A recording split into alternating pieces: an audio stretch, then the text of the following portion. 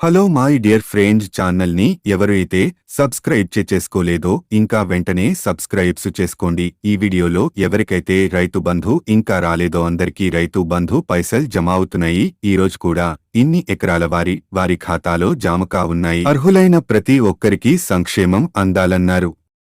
అభివృద్ధిలో రాష్ట్రం అగ్రభాగాన ఉండాలి అన్నది మన ప్రభుత్వ ఆకాంక్ష అని ఆయన అన్నారు.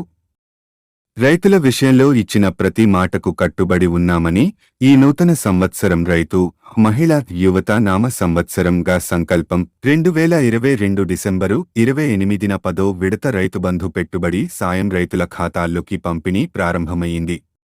10వ విడత కింద రూపాయలు 7,676.61 కోట్లు విడుదల చేయగా అర్హులైన 70.54 లక్షల మంది రైతుల ఖాతాల్లో రైతు బంధు నిధులు జమయ్యాయి. జూన్ 2023-26న 11వ విడత రైతుబంధు తీసుకున్నామన్నారు రేవంత్ రెడ్డి. ఆర్థిక, విద్యుత్ రంగాలలో వాస్తవ పరిస్థితులను శ్వేతపత్రాల ద్వారా మీ ముందు ఉంచామని, త్వరలో సాగునీటి రంగంలో జరిగిన అవినీతిపై కూడా శ్వేతపత్రంతో వాస్తవాలు వెల్లడిస్తామన్నారు. గత ప్రభుత్వంలో జరిగిన అవినీతిపై చర్యలు తీసుకుంటామని, దోపిడీకి గురైన తెలంగాణ 2 వారాలు ఎదురుచూపులే, ఉద్యోగులకు జీతాల కారణంగా రైతులకు ఇప్పట్లో రైతు బంధు నిధులు ఇచ్చే పరిస్థితి లేదని ప్రభుత్వ వర్గాలు చెబుతున్నాయి. జనవరి 15 తర్వాతే నిధులు ఇచ్చే అవకాశం ఉంటుంది అంటున్నాయి. అయితే అప్పటికి యాసంగి సీజన్ ముగుస్తుంది. అందువల్ల అప్పుడు నిధులు ఇచ్చినా రైతులకు పెద్దగా ప్రయోజనం ఉండదు.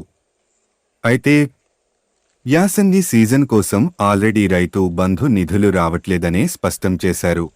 ఆ ప్రకారం యాసంగి సీజన్కి రైతులకు ఎకరాకి రూ.5,000 చొప్పున జమ చెయ్యాలని సీఎం రేవంత్ రెడ్డి అధికారులను ఆదేశించారు. అలాగే రైతు కూలీలకు ఎకరాకి రూ.6,000 చొప్పున ఇచ్చేది. అయితే రైతు భరోసా పథకం అధికారికంగా ప్రారంభం కాకపోవడంతో కాంగ్రెస్ ప్రభుత్వం గత బీఆర్ఎస్ ప్రభుత్వం అమలు చేసిన రైతు బంధు పథకాన్నే కంటిన్యూ చేసింది. ఆ ప్రకారం యాసంగి సీజన్కి రైతులకు ఎకరాకి రూ.5,000 చొప్పున జమ చెయ్యాలని సీఎం రేవంత్ రెడ్డి అధికారులను ఆదేశించారు.